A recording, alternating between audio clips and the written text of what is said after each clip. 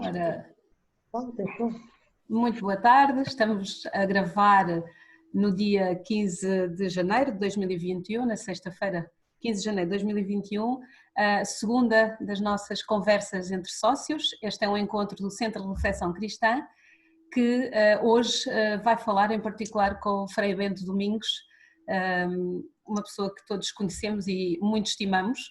Agradeço àqueles que estão aqui hoje neste momento, que por ser virtual não é menos sincero, não é menos autêntico, e também àqueles que mais tarde poderão ver esta conversa acompanhar no nosso canal do YouTube.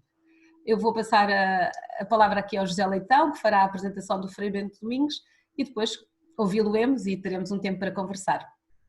Obrigada. Obrigado. Eu queria começar por saudar a todos os presentes e participantes neste encontro e pedir desculpa desde já pelo caráter resumido da apresentação que farei do Frei Bento Domingos. Quem quiser uma biografia mais completa pode o encontrar neste livro, de homenagem ao Frei Bento, mas que está desatualizada de qualquer forma, mas queria muito sumariamente dizer que o Frei Bento nasceu em 13 de agosto de 1934 numa terra muito bonita, Travassos, terras do Douro, em plena Serra de Gerês. Uma das suas características desde muito jovem é o gosto pela leitura, aliás, ler, escrever, falar, pregar, digamos, tem sido, digamos, o essencial que resume a sua trajetória. O Frei Bento diz-se nessa biografia que quando ainda na infância guardava ovelhas, já lia, também era bom porque permitia ler. Teve uma formação variada em filosofia e em teologia, desde Fátima, passando por Toulouse, passando por Salamanca, passando e tendo também em Roma, onde teve um certificado dos cursos dos seminários completados pelo doutoramento em teologia. Está na Ordem dos Pregadores entrou para a Ordem dos Pregadores em 1953 e tem tido uma presença sempre ativa na vida de muita gente. Foi assistente da Juventude da Igreja do Cristo Rei Porto em 62-63, penso que foi um marco importante. Responsável pela exposição O Mundo Interroga o Concílio, que levantou grande celeuma e que a PIDE encerrou a exposição. O Frei Bento foi obrigado a abandonar o país. Nos anos 70 foi interrogado longamente pela PIDE-EGS por causa de uma pregação numa missa para crianças, interpretado como um ataque à guerra colonial. Ele tem dedicado ao longo de toda a vida ao ensino e investigação teológica, nas mais diversas, desde o ISET, nomeadamente, o Instituto de São Tomás de Aquino, no CRC, mas também em Moçambique, em Angola, no Chile, no Peru, na Colômbia, um pouco por todo o mundo. Digamos, a sua teologia foi sempre uma teologia comprometida com as aspirações, com as esperanças, com a vida de todos nós, e todas as pessoas em geral, e é uma teologia, foi sempre digamos, um protagonista de uma evangelização libertadora, e recordemos que, sendo membro fundador do CRC, o CRC tinha como objetivo estatutário também uma teologia libertadora, digamos, ao serviço da libertação, empenhado na libertação do povo português. Nessa linha ele foi membro da Comissão Nacional de Socorro aos Presos Políticos, no Comitê para a Amnistia Geral no Brasil, em várias instâncias, que mereceu, aliás, que tenha a medalha, tenha sido recebido uma homenagem pelo Prémio de Direitos Humanos da Ordem dos Advogados pelo seu empenhamento ao longo da vida na luta pelos direitos humanos. Foi sempre uma voz independente e crítica na Igreja, participou nomeadamente nas Assembleias Livres dos Cristãos de Lisboa em 74, no Porto. Esses textos os textos que então proferiu estão reunidos num livro editado, Textos Cristãos, que foram editados na altura pelo Lumeiro. Foi também um dos oradores de primeiro encontro de questões para o socialismo, colaborou com todos os movimentos de ação católica, JEC, JUC, JOC, Movimento Rural Católico, GRAAL, grupos de jovens da Pastoral Juvenil. Então dirigiu uma coleção de teologia no Círculo de Leitores, Nova Consciência, e efetivamente todas as semanas nós temos aquela pregação no público, não é? Que está disponível em livro. Queria dizer também, porque isso tem muito a ver, o Frei Bento deu vários cursos no CRC, nomeadamente no seu início, mas esteve sempre presente, nomeadamente numa preocupação com a teologia africana. Dirigiu os cadernos de estudos africanos, que foram realmente, talvez, o único produto, a única publicação que divulgou a teologia africana em Portugal, preocupada com a enculturação nas culturas africanas do Evangelho. Muitos dos seus textos estão espalhados por mais variadas revistas, mas permitam puxar a brasa à nossa sardinha, dizendo que muitos desses textos foram publicados na Reflexão Cristã, que acompanhou desde o início e em que participou desde o início. Recordo, por exemplo, a Arte de Ser Católico Português por exemplo, a Religião dos Portugueses, que hoje está em livro, mas que efetivamente foi apresentado, aliás, quando da sua publicação pelo cardeal José Tolentino Mendonça, mas começou por ser publicado na Reflexão Cristã. Dito isto é uma forma muito resumida, mas, como digo, se quiserem, sabem de onde é que podem encontrar uma biografia mais completa. Muito obrigado a todos e muito obrigado, sobretudo, ao Frei Bento por tudo aquilo que nos tem dado. Eu fiz uma apresentação não pessoal, porque, naturalmente, se fosse em termos pessoais, muito tinha que agradecer pessoalmente por tudo aquilo que nos tem dado, e a mim e a Cristina, ao longo da nossa vida. Muito obrigado. Muito bem, então vou passar aqui a palavra ao Frei Bento. Deixe-me ver se consigo ligar-lhe o microfone, assim remotamente. Ainda não está ligado. Ou está lento, ou está... Não estou a conseguir ligar o microfone. Já temos aí... Eu aqui de longe não estou a conseguir ligar o microfone do Frei Bento. Agora. Fala, Bento, fala. Falo, eu... Sim, fantástico, obrigada. Está bem? Entende-se? Então, olha, Sim. Eu primeiro tenho que agradecer ao José Leitão. Eu devo-lhe tanta coisa que não vale a pena também eu agora fazer outra biografia das nossas amizades com a Clima. Não, agora, vamos ao assunto. O assunto que me propuseram é sobre o CRC. Eu vou fazer um conjunto de perguntas, porque, como diz lá o filósofo espanhol, eu sou eu e a minha circunstância. Quer dizer, qual é a identidade do CRC e não só isso, é as circunstâncias em que ele foi criado, fundado. Ora, portanto, tenho de responder a um conjunto de perguntas que eu vou formular. Primeiro, quando foi fundado o CRC, escusado de estar a dizer, porque é que foi fundado, qual foi o seu percurso de 45 anos de existência, quais os desafios do presente que lhe abram futuro. Que nos abram futuro. Agora, quais são as pistas para pensar estas perguntas? Primeiro foi fundado em 1975, 5 de outubro, em pleno PREC. Agora, este contexto revolucionário também deixou marcas no CRC. Deixou marcas e, sobretudo, foi uma inspiração enorme. Agora, foi fundado para assumir, e aqui é que começa a história, assumir uma história e fazer história nova.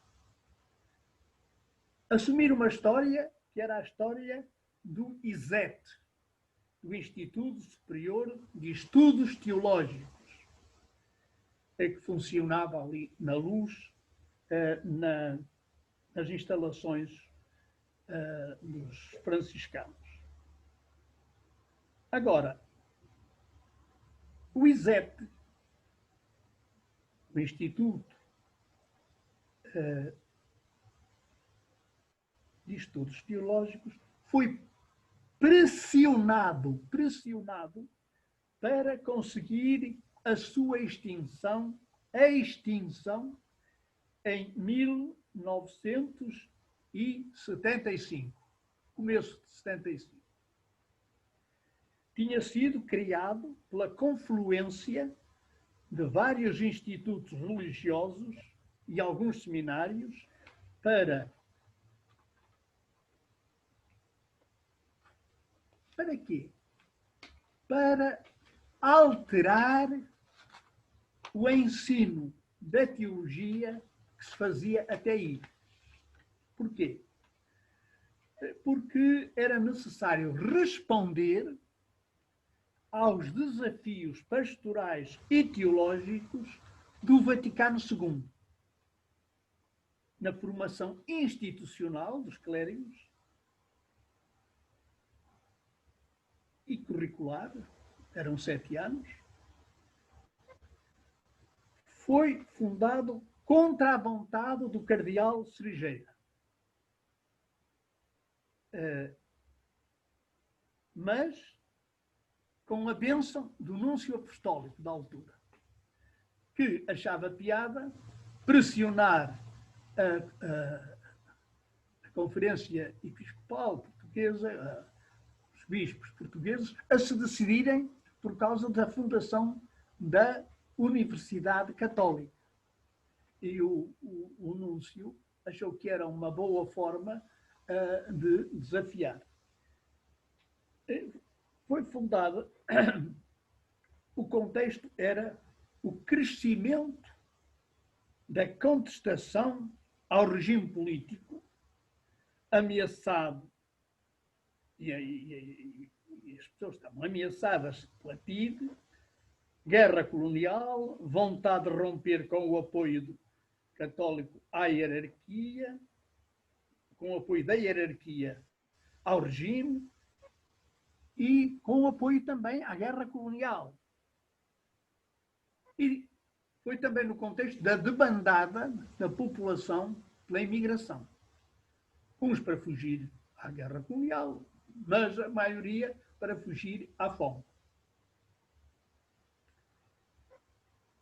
O ISET viveu de forma criativa uma nova forma de fazer teologia pastoral para os clérigos, com o contributo sempre permanente das ciências humanas e de intelectuais leigos,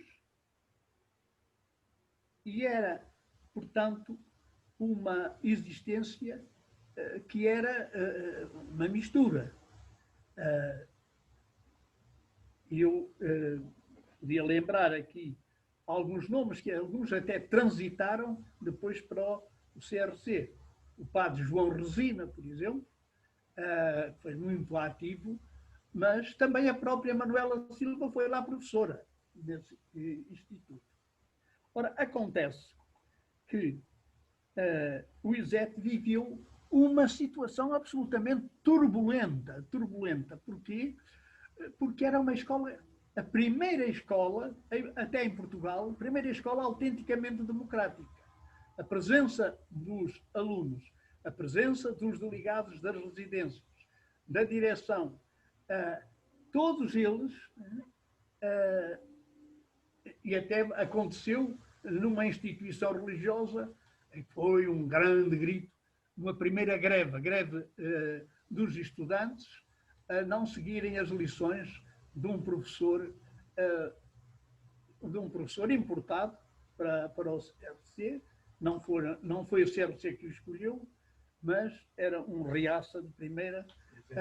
E então acontece que os alunos fizeram greve. E a greve foi aceita, e foi aceita a destituição desse professor. Mas havia também um outro fenómeno, que era a crise do Seminário dos Olivais. E nessa altura, o Sr. Cardeal, que não gostava da criação do ISET, foi à inauguração de um ano, do segundo ou terceiro ano escolar, e então dizia: isto é um milagre. Aquelas formas fantásticas que ele tinha, muito exclamativas, porque a teologia dele era muito exclamativa. E ele então estava entusiasmadíssimo e tal. Então Frei Raimundo, que era o diretor do ISET, ele estava assim, também tinha muito apreço pelo Frei Raimundo, o Frei Raimundo diz assim: mais vale tarde que nunca. E então os alunos do Seminário dos Olivais, que tinha que reunir vários seminários, até o de Aveiro e de Évora e de Beja, tudo isso, estavam também presentes nas aulas. Então o que acontece? Acontece que, com essa presença toda, a Faculdade de Teologia, entretanto, tinha sido criada, a Faculdade de Teologia da UCP. Mas, claro, uma faculdade que começa com o primeiro ano. E, portanto, havia muitos alunos que não podiam sequer ir para lá. E quando já podiam ir, muitos não queriam. Estavam afeitos ao estilo, porque era um estilo extremamente dialogante, criativo, participativo, tanto de professores como de alunos, de debates. Era algo de muito vital. Eu estava mais responsável pelos 2 últimos anos, e até foi nesse contexto que nasceu a religião dos portugueses, que depois, até a primeira edição que teve, foi no boletim do CRC, um boletim inteiro consagrado a isso. Mas o que eu quero apontar que os bispos pressionaram os superiores religiosos para acabar com o ISET, precisamente para ter alunos de teologia na UCP. Pronto, isso foi um facto. Ao fim de 10 anos do ISET, foi encerrado. Quer dizer, lutou pela liberdade. Quando chega à liberdade, fecharam. É muito engraçado esse fenómeno. Era para clérigos, como disse, mas com a colaboração de leigos, que se forjou uma certa nova forma de fazer teologia em Portugal.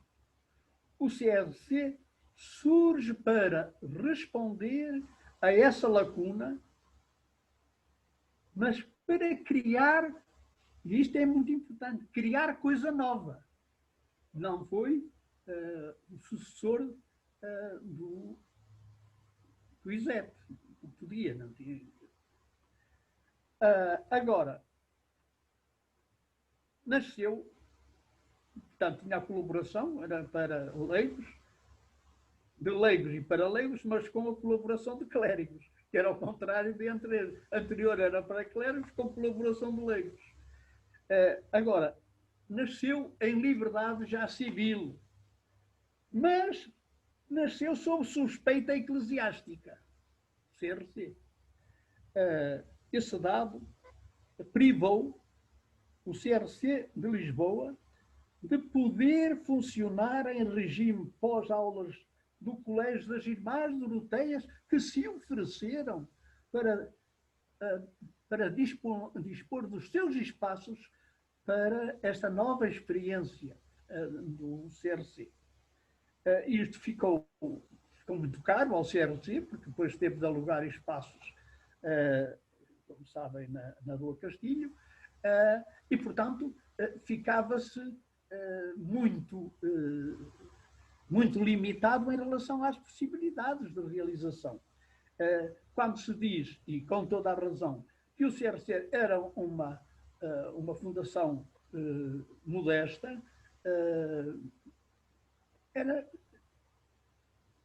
era pelas próprias circunstâncias. Agora, qual foi o seu percurso? Foi, primeiramente, como digo, vista como algo de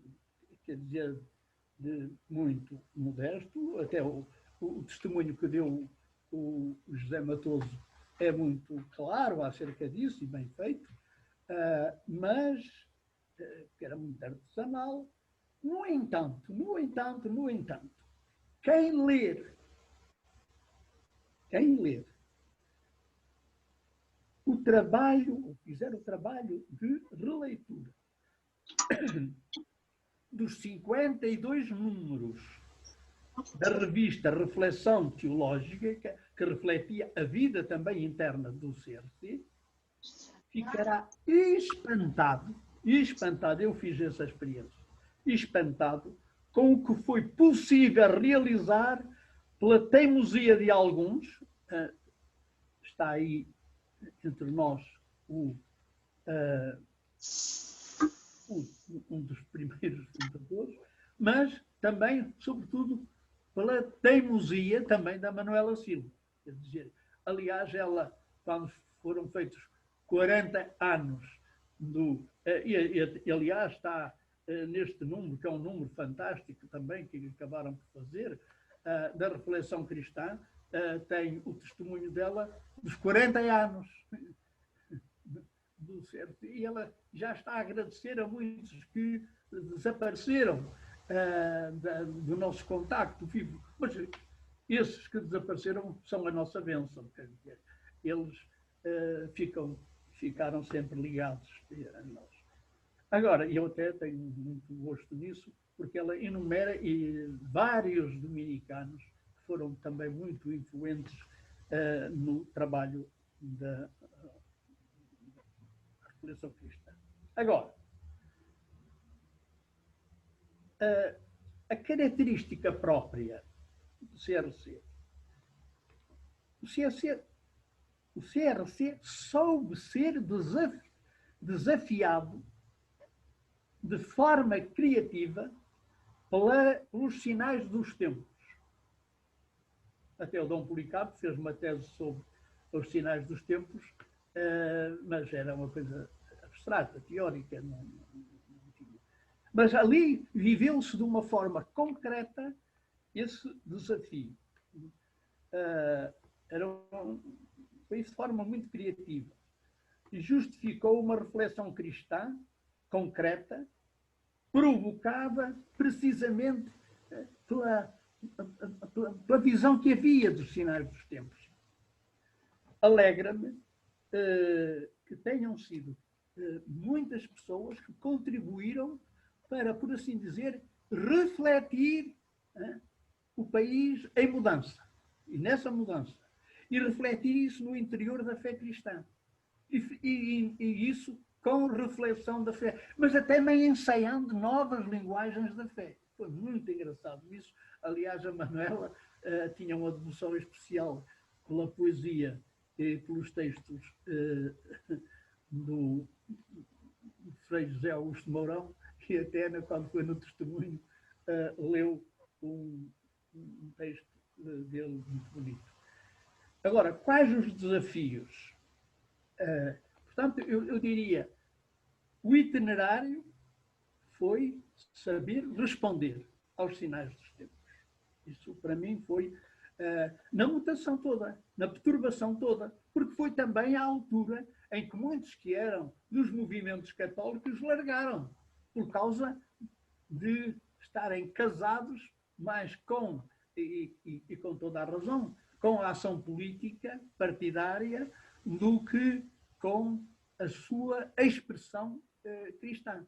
E então, fenómenos absolutamente vários movimentos da Igreja, oficiais da Ação Católica, ficaram esvaziados nesse contexto. O CRC foi também uma espécie de refúgio para as pessoas que queriam continuar uma fidelidade à Revolução, uma fidelidade à fé cristã. Serem realmente uma síntese viva, atuante disso. É evidente que, muito diferente de contribuição de ano para ano das pessoas, mas foi algo que eu creio que não houve nenhuma outra instituição com essa capacidade. Agora, eu queria dizer, quais os desafios do presente para o futuro? Porque eu deixo ao João Miguel o encargo da história.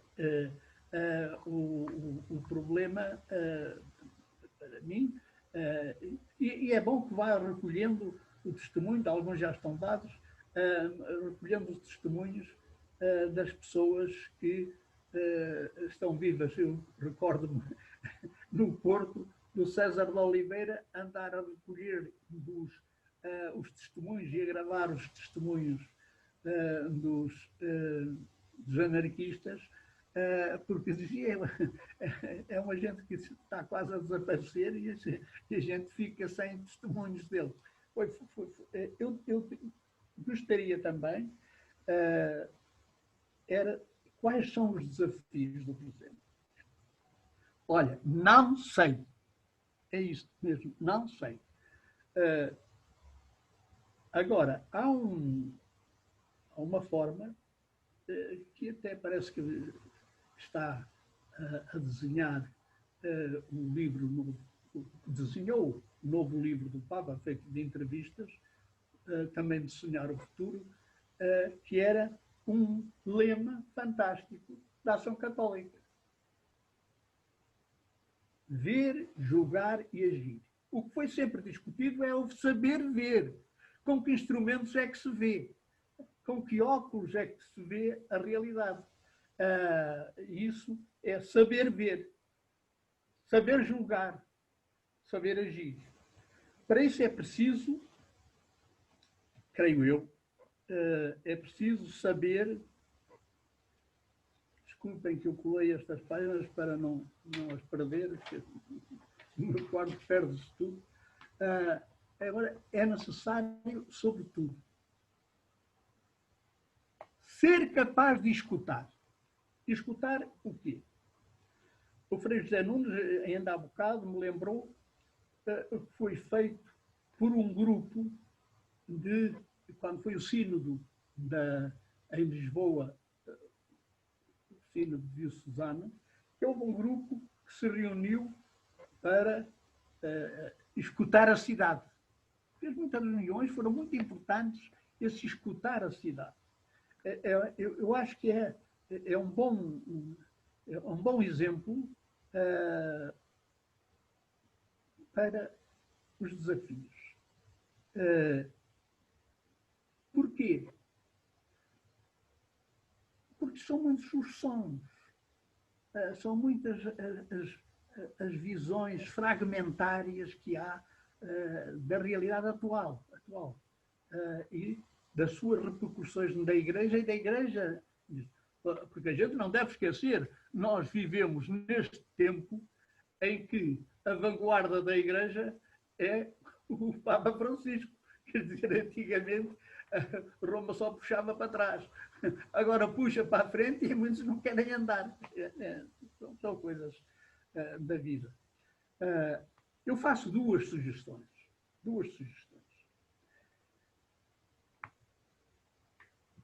Escutar o que dizem e o que sentem e o que vivem por causa da debandada dos jovens. Foi assim que o Papa Francisco escreveu à Conferência Episcopal Portuguesa. A experiência nítida que muitos têm da debandada dos jovens. Da vivência das comunidades católicas, paróquias, movimentos. são precisos não apenas palpites. Palpites todos nós temos. São precisos, e aqui, estudos abertos, estudos muito abertos e debates acerca da complexidade da questão. Porque o problema que a gente nos fala dos jovens, nós mais velhos dizem, isso é uma coisa que se resolve com a idade. Quer dizer, as pessoas muito preocupadas com os jovens preocupam-se por pouco tempo com cada um. Mas há sempre jovens. Há sempre, portanto, surpresas. Há sempre, portanto, novas maneiras de ver, de encarar, de viver a realidade social, económica, política, cultural, mas também de viver a Igreja. Eu, portanto, acho que é um problema a observar. Quer dizer, o CRC não pode fazer sozinho, mas, caramba, hoje estamos num país... eu uma vez escrevi, e até saiu no número do CRC, fizemos uma reunião no rodízio, o que é que falta à Igreja para a formação cristã. Era o Nuno Teotónio, que estava... que instigou muito a fazer essa coisa, mas, não, meu Deus, agora é imensa coisa. O problema é que há tanta oferta que nem há clientes para tanta oferta, muitas vezes. A questão é outra. É como fazer para a gente se dar conta do que está a acontecer na sociedade portuguesa com os jovens em relação à Igreja e da Igreja em relação aos jovens. Eu, quando digo Igreja, foge-me sempre à desgraça da gente pensar também nos líderes da Igreja, dos bispos, dos padres, tudo isso. Não, eu quando falo Igreja, falo é que desertam das comunidades. Então é necessário interrogar as comunidades e ver um problema muito complexo. Porque nós temos aquilo, a sociologia do pequeno fragmento, que são os jovens que a gente conhece. Ora, isso não é ver, isso vemos os nossos vizinhos. Agora, nós estamos com os jovens todos. Ora, é, portanto, estudar o fenómeno. E isso é complicado. Esta, para mim, é a primeira sugestão. É uma sugestão que é para antigos, para meia-idade, para novos, para tudo. Mas é um trabalho que eu acho que é urgente. Agora, a segunda sugestão. O que é que leva as mulheres emancipadas a não ligarem à Igreja e a fazer com que as novas gerações lhes sigam o exemplo? A gente falava no século passado de que a Igreja tinha perdido a classe operária. E depois observaram, não, a classe operária já nasceu fora. Meio é verdade, meio é mentira, mas é assim. Agora também há todo um conjunto de mulheres que era uma coisa que a gente pensava que até era só de homens, ateus. Isso é necessário ver. E uma animosidade, e nota-se em ambientes, certos ambientes, uma animosidade mesmo contra a Igreja, porque será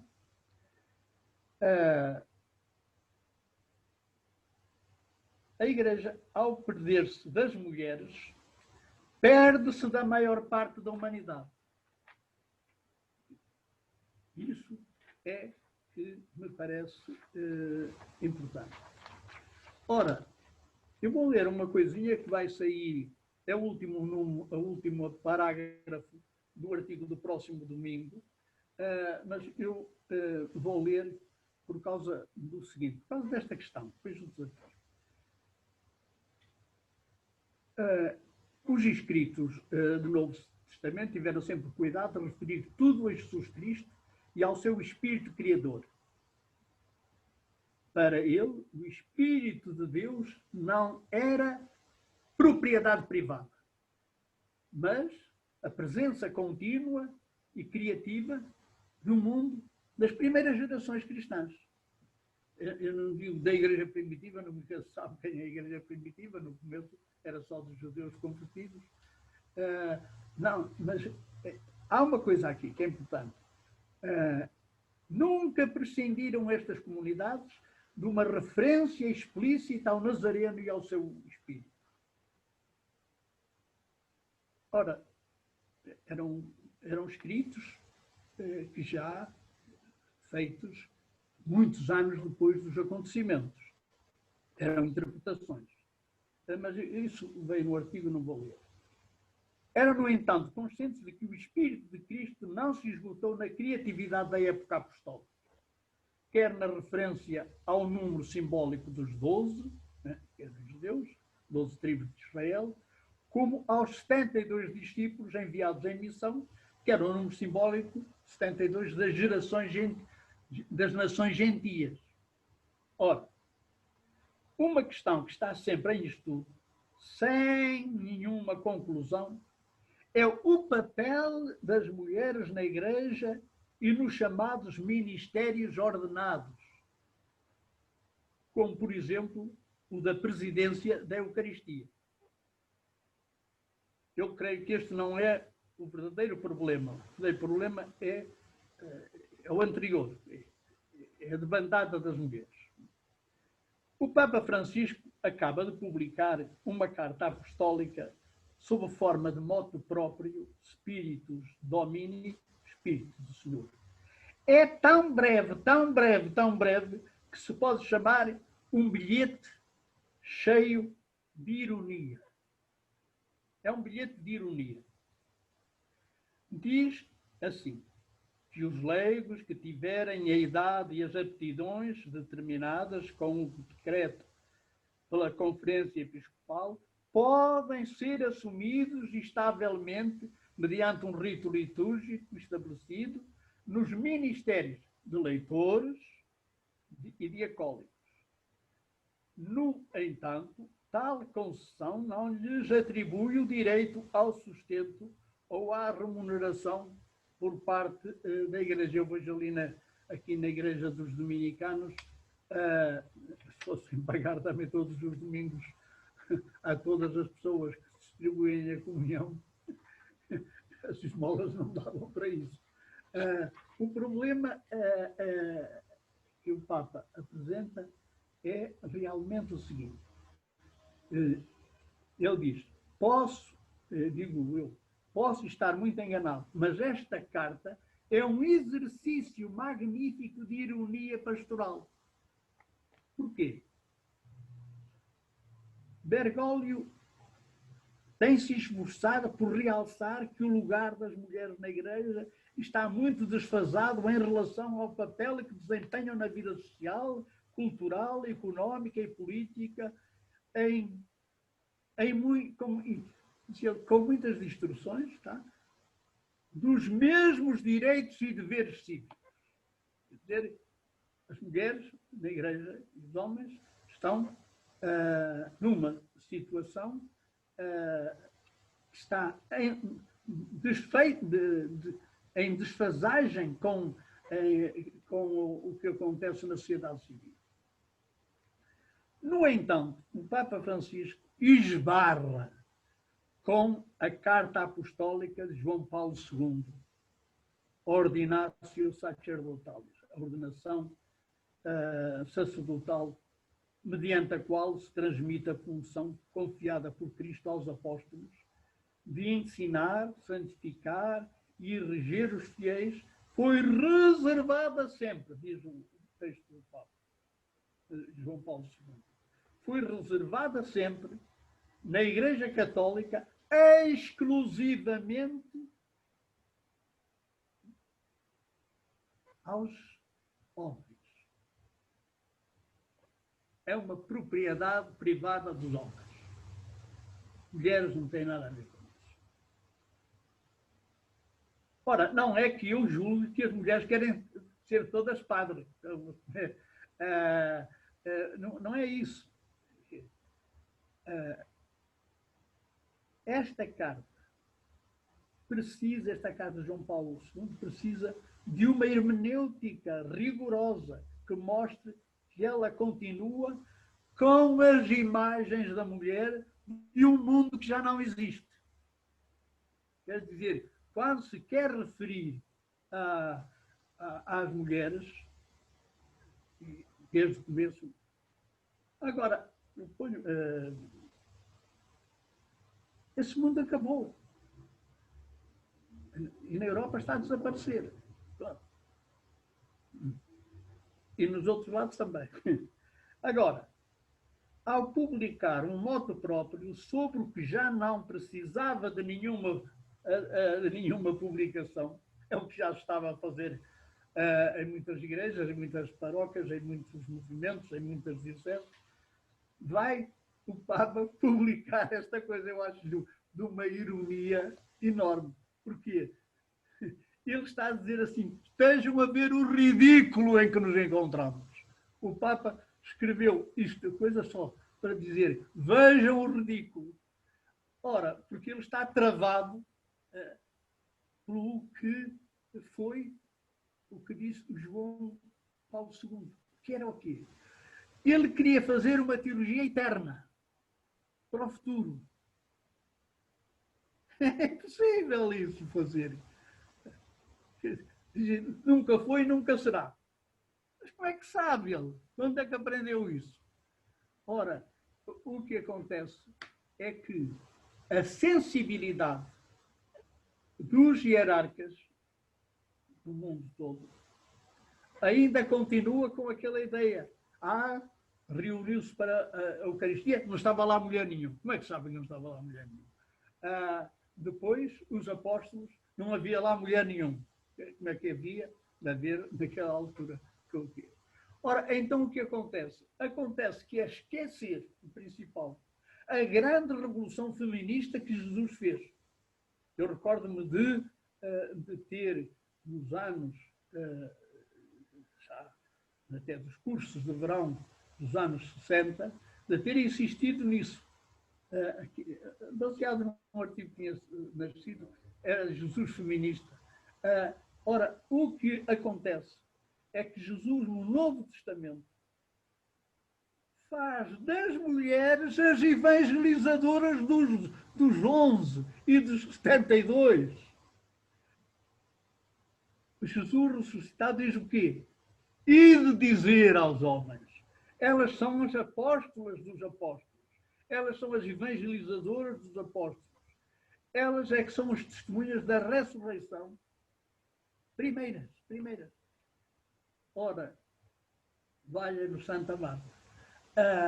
Então, como é possível não seguir Jesus Cristo? Porque, e seguir uma coisa que tinha uma marca cultural e epocal. Portanto, esse argumento não pega. Ora, é evidente que já há muitos, até bispos e tudo, que são exegetas e não sei o que mais, mas estão todos travados por esta questão da teologia futurista que fez o João Paulo II. Não pode ser. Agora, que fazer para criar um clima de urgência em alterar isto, porque isto é fundamental para o futuro da Igreja. As pessoas não pensam, mas é o problema dos filhos, é o problema da educação das crianças, é o problema dos adolescentes, é o problema disso tudo. Está tudo encadeado. E eu, portanto, só diria, e acabo, parece-me que ainda se não mediu na orientação da Igreja com a debandada das mulheres. Resumindo, como a Igreja não nos liga, dizem elas, nós também não lhe ligamos. Está assim. Não é, sobretudo, por não poderem ser chamadas ao sacramento da ordem. Não é. Isso é uma pequena minoria. Mas por ser um sinal de não consideração na relação de igualdade, na diferença entre homem e mulher. Quer dizer, é de se sentirem humilhadas. E é neste aspecto que eu li aquele, depois do contexto, se quiserem, no próximo domingo, e pronto, foi o que eu preparei. Agora não quiserem fazer perguntas, façam. E eu, se puder, digo o que penso. Muito obrigada, Frei Bento. Muitíssimo obrigada. Eu estava aqui a olhar para a hora e pensar, não vou, esta coisa de ter uma hora só realmente não chega. Vamos então aproveitar para conversar um bocadinho. Eu penso que, enfim, do ponto de vista da história e do futuro do CRC, há tanta coisa aqui que nos faz pensar. E passava a palavra para os nossos conversadores.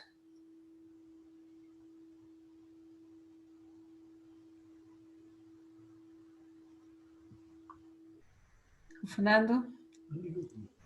O Fernando quer falar. Não ligaste? Agora sim. Agora sim. Agora sim. Bem, eu não sei o que é que se pode dizer ao fim de uma hora de uma espetacular lição de teologia para o século XXII, feita pelo Bento. Mas havia duas sugestões que eu gostaria de deixar. Não é nenhuma pergunta direta ao Bento. Se eu bem fiz as contas, se o Zé Leitão não se enganou, o Bento nasceu em 1924. É assim, Zé? Quem? Aliás, Bento. 34. 34. Assim fiquei mais descansado. É que 24 estava a achar isto um bocadinho complicado. Está exagerado, não é? É, exatamente, um bocado exagerado. Não, é que 34, então afinal só tens mais 4 anos do que eu, pá. Não é assim tanto como isso. Mas há aqui, eu queria fazer uma primeiríssima sugestão à Inês e ao Zé, que era retirar desta gravação tudo o que nos foi dito pelo Bento e publicá-lo no próximo boletim do CRC. Esta era uma primeira sugestão, meramente. A outra era criar no CRC um espaço, pode ter, a gente sabe poucas, a gente conhece mal os desenhos dos espaços, pode ser um curso, mas podem ser umas sessões, podem ser inclusivamente sessões deste tipo, uma vez que estamos agora num período em que nenhum de nós pode pôr o nariz na rua, a não ser na varanda de casa ou na janela, se tiver essa oportunidade. Mas aprofundar este aspecto das mulheres na vida da Igreja, porque houve um Papa, que eu já não sei qual foi, que eu não sou muito bom nestas coisas dos nomes, que disse que no século XIX a Igreja tinha perdido a classe operária e no século XX iria perder a juventude. Esqueceu-se que havia de facto o problema das mulheres. Eu acho que no século XXI perde as mulheres. E perdendo os operários, perdendo a juventude e perdendo as mulheres, o que é que resta da sociedade? Velhitos que andam por aqui de um lado para o outro e de facto é pouco para fazer uma igreja. Portanto, a outra sugestão era que de facto pegássemos neste tema das mulheres na igreja, que como diz o Bento, e é verdade, as mulheres sentem-se mal vistas na igreja, não é que de facto todas queiram ser padres, não é disso que se trata, mas é realmente dar-lhes um papel e efetivamente aconteceu aqui qualquer coisa no meu Zoom que desapareceu o pessoal todo, mas vocês estamos a ouvi-lo perfeitamente e a vê-lo. Vocês estão a ouvir e a ver, eu é que não estou a ver ninguém. Estou a ouvir. Espera lá, tenho aqui, nunca sei onde é que está o botão, está aqui no fundo. Agora já voltamos. Mas era de facto criar alguma capacidade de estudo, porque como diz o Bento, isto não vai lá só com as bocas, tem que ser com estudo, e portanto criar no CRC alguma capacidade para aqueles que o quisessem, analisar mais profundamente este aspecto das mulheres na Igreja.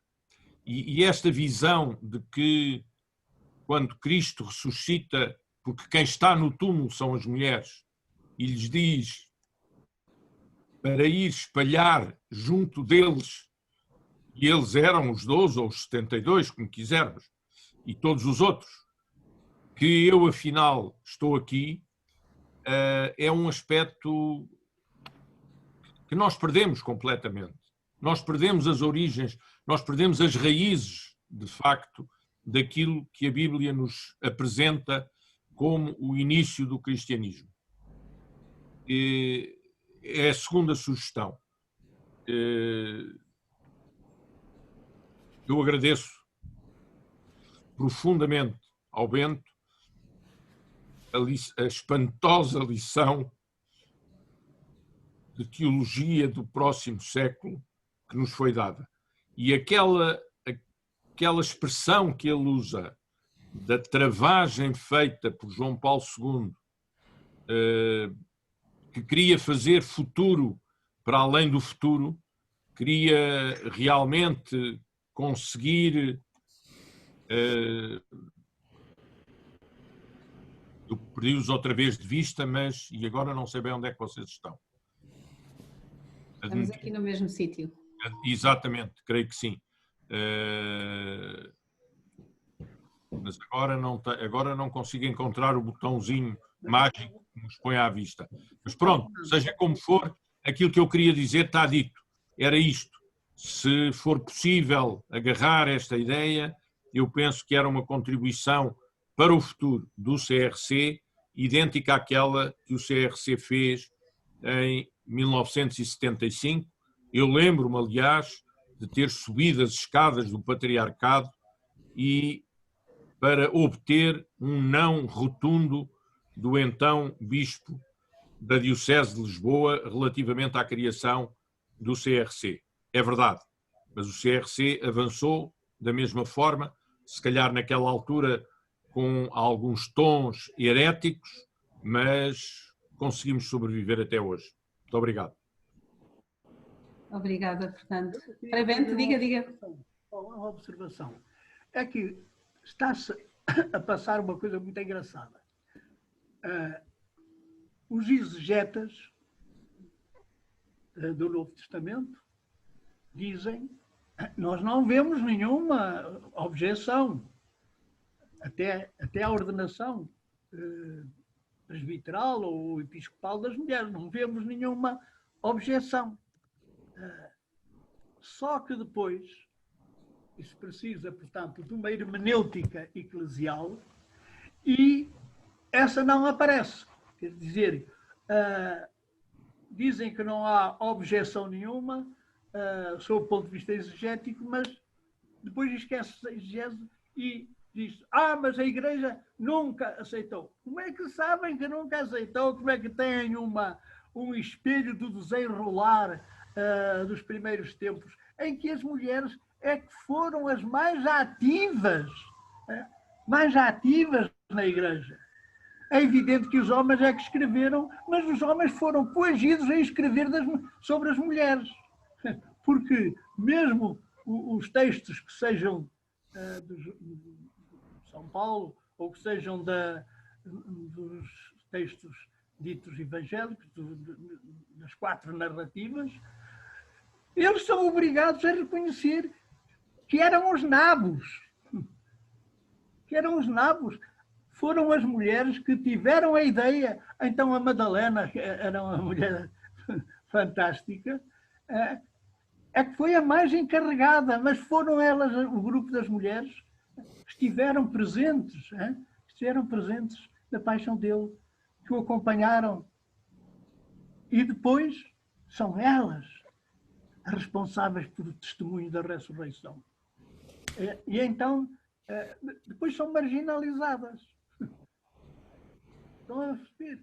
E é isso que eu acho que é necessário como é que é de dizer, uma pressão das faculdades de teologia para não andarem sempre a assinuar, porque o Papa Francisco agora mesmo diz as coisas que teoricamente a gente não sabe resolver, mas na prática resolve-as. Ora, o problema era que na prática dissessem não, senhores bispos, vocês estão equivocados, aí não há razão nenhuma. E os teólogos depois que refletissem dizer não, estão a funcionar com conceitos, com situações históricas completamente ultrapassadas. Mas esse é um trabalho, agora, eu diria assim, o CRC pode ser uma boa provocação. Quer dizer, não é... Olha, eu quero uma coisa clara. Eu não sonho nada com rupturas na Igreja Católica. Acho uma estupidez, assim, minha. Porquê? Porque depois é necessário fazer o comunismo, depois é necessário tornar... Não dá jeito nenhum. Por outro lado, a minha pátria espiritual é a Igreja Católica Apostólica Romana. Nunca vivi noutra. Sei muito bem que houve muitas outras experiências de igreja, muitas outras experiências de cristãos, de movimentos, de religiões, tudo isso que hoje está tudo na baila. Mas a minha pátria espiritual é esta, não há outra. Quer dizer, para mim. Agora, o problema é que não sou nada por outra igreja. Sou para que esta igreja seja outra, de outra maneira. E dar um contributo nisso. E agora, o que eu acho que o CRC pode desencadear um grande movimento. Se não for grande, é pequeno. Estão a perceber? Um movimento que não é para questionar, é para dizer isto assim não está certo, não pode continuar, é necessário outra coisa, é possível outra coisa, porque é que estamos à espera? Porquê? Porque o Papa Francisco, eu não acredito no Papa Francisco, só acredito em Deus, mas ele tem feito um esforço absolutamente fabuloso. Eu nunca pensei, eu digo, depois de João 23 foi uma grande paixão da minha vida, do tempo que vivi em Roma, nunca perdi uma audiência que ele oferecesse. Mas ele depois morreu. E fez-se tudo por ir pouco a pouco silenciando a sua inovação. Porque o problema do concílio era que cada época tinha de ter uma inovação. Só que quando eu falava no Vaticano III e tudo isso, depois comecei a arrepiar-me. Porquê? Porque as modificações que tinha havido na composição mesmo do Episcopado Mundial, e muitos desses também já morreram, não é? Mas dava que um terceiro concílio seria um desastre. Portanto, quer dizer, é preciso ver. Agora, criar um clima espiritual, criar um clima cultural, criar o clima apostólico, de dizer é fácil alterar. Porquê? Porque a autoridade de João Paulo II perdeu-se ao ele dizer o que nunca poderia dizer, que era parar o futuro, parar o tempo. Não pode ser. É uma coisa... E até o que era na altura o prefeito da Congregação para a Doutrina da Fé, que depois foi Papa, disse, não, isto não é um dogma, mas tem de se prestar uma obediência filial. Ora, a história está bem, mas um filho um dia diz ao pai, olha lá, essa já não pega. Quer dizer, é necessário, portanto, trabalhar este assunto, e sem demagogia nenhuma, também eclesiástica e tudo, dizer, não é para dizer a última coisa, é um trabalho daqueles que acham que a Igreja deve ser o testemunho de Jesus. Num tempo. E depois Jesus disse, vereis coisas maiores. Não é vereis coisas menores. Quer dizer, é necessário que cada geração amplie a ressonância de Jesus Cristo no mundo. Desculpe. Obrigada, Frei Bento. Eu tinha aqui o José Leitão, quer fazer uma intervenção, mas eu queria aproveitar, também por causa da questão do nosso tempo, ver se há mais alguém que quer fazer uma intervenção. Nós aproveitávamos para, depois do José Leitão, não sei se alguém quer... Sim, João Miguel, está bem. Eu também quero. Está bem. Eu peço desculpa porque só vejo aqui o nome iPad. É, Maria José. A Maria José, desculpa. Também gostava de dizer Pronto. qualquer coisa. Então, José Leitão, João Miguel, Maria José, depois agendamos uma próxima conversa. José Leitão.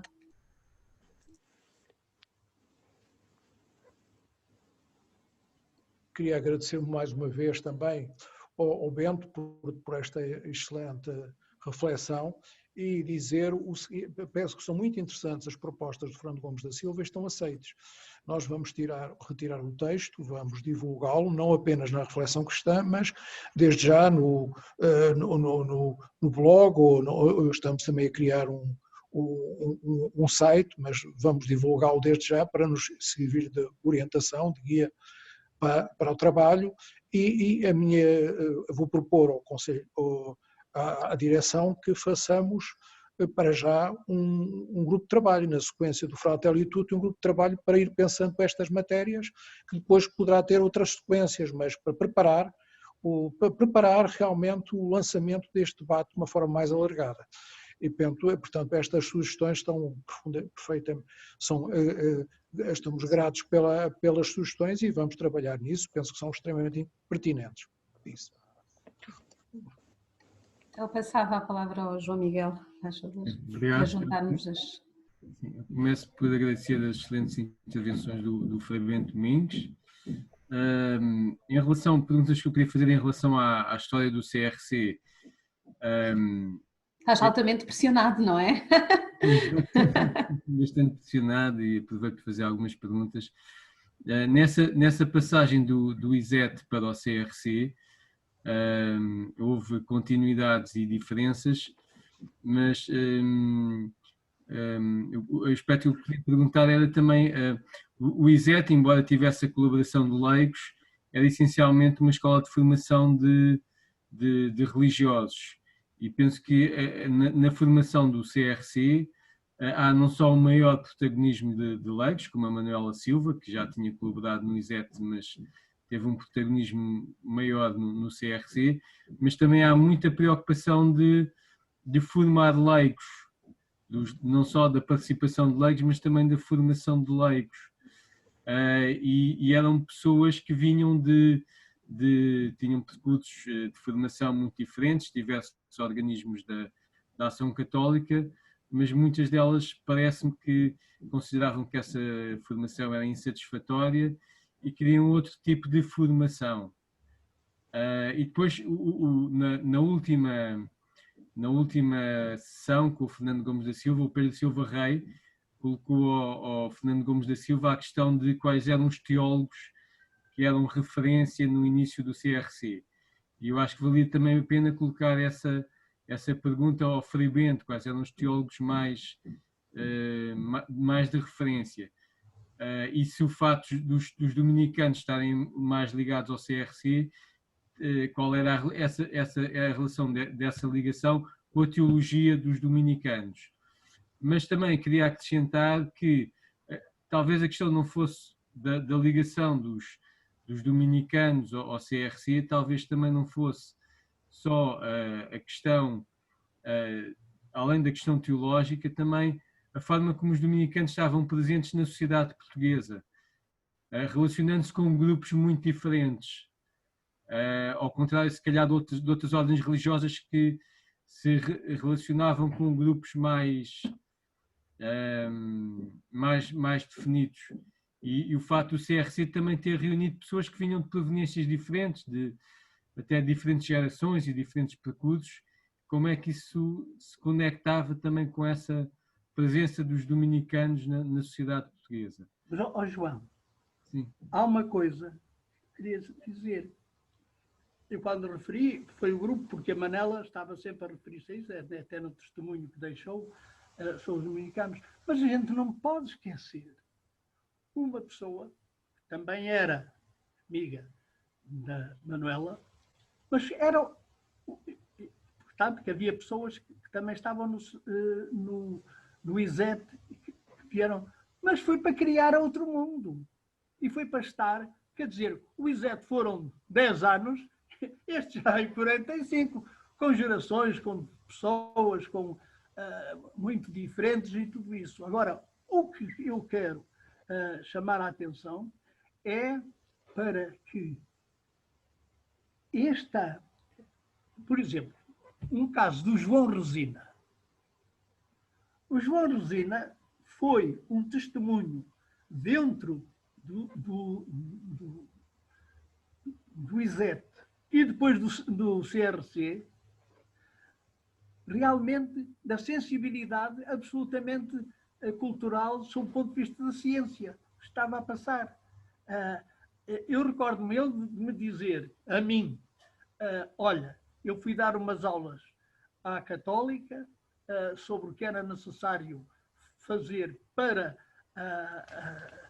o trabalho dos padres sob o ponto de vista também científico, de eles perceberem pelo menos as questões. Olha, não me ligaram nenhuma, vim-me embora, porque vi que eles não estavam nada interessados nisso. Mas no CRC houve sempre interesse.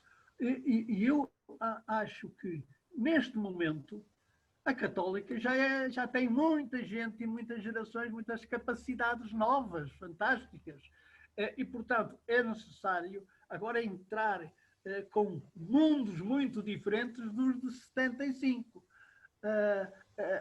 Há muita gente agora, e por isso é necessário desafiar. Eu acho que desafiar é desafiar para estudar, não é desafiar para umas bocas e tudo isso. Quer dizer, porque são questões que eu acho que estão a ser evitadas, é uma hermenêutica do Novo Testamento para não o deixar envelhecer. Porque o que querem é que o Novo Testamento fique lá atrás. Ora, o Espírito de Cristo, dizia o Tomás de Aquino, atinge omnia tempora et loca, atinge todos os tempos e lugares. Ora, o Espírito, até sabem que o artigo que vai sair no próximo domingo é assim, vem Senhor, vem Espírito Santo, vem Espírito Criador. Vê se criamos coisas novas.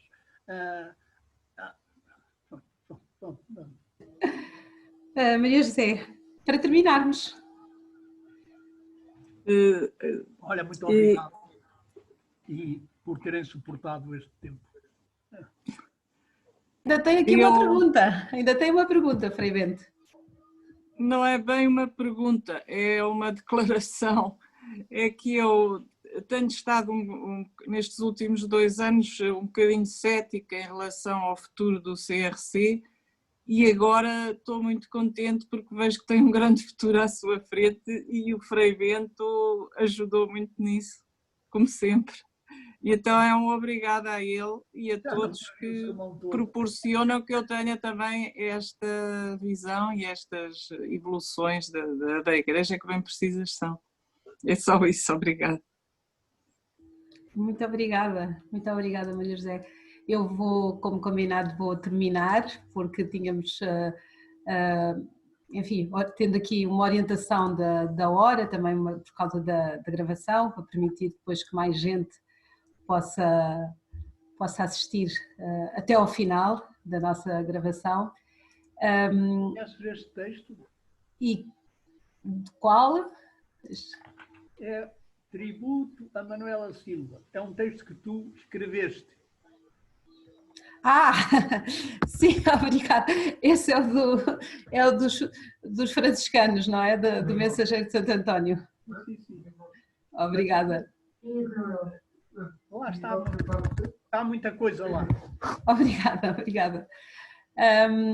Eu queria então agradecer muito em nome do Centro de Reflexão Cristã ao Frei Bento Domingues por tudo, não é? E agora principalmente pelo futuro. O Frei José Nunes E quero dizer também que atrás do Frei Bento, eu reparei que tem um dos livros que tem aí, é uma homenagem ao Horácio Araújo. Está atrás de si, reconheci a lombada e é verdade. E o Horácio, e foi bonito pensar que também estava aqui tão perto Grande secretário do CRC. Exatamente. E por isso queria dar esta nota, mas queria também dizer à Maria José muito obrigada. Olha, diga. É atualmente presidente da Conferência Episcopal, publicou de uma conferência um texto que vem num boletim do CRC. Que ele é um exegeta e é um artigo que vem aqui. Agora, está tudo ligado. Está tudo ligado. Mas eu agradecendo a todos, queria também agradecer à Maria José deixar-nos esta palavra de esperança, de que alguma coisa estaremos a fazer bem, não é? Para tentar recomeçar nestes tempos em que a esperança de facto é ainda mais precisa e faz parte da nossa identidade de cristãos, não é? Frei Bento, mais uma vez, muito obrigada. Obrigada a todos. Vamos ainda hoje, se tudo correr bem, subir esta conversa para o YouTube e continuaremos a enviar notícias por e-mail. O nosso Facebook está atualizado, o nosso blog também vai estando atualizado. Em breve esperamos ter esta outra plataforma, o site, e sem revelar tudo, aviso já que em fevereiro temos notícias para fevereiro e para a semana com certeza já poderemos anunciar. Obrigada a todos, obrigada Frei Bento, obrigada mesmo. Adeus a todos.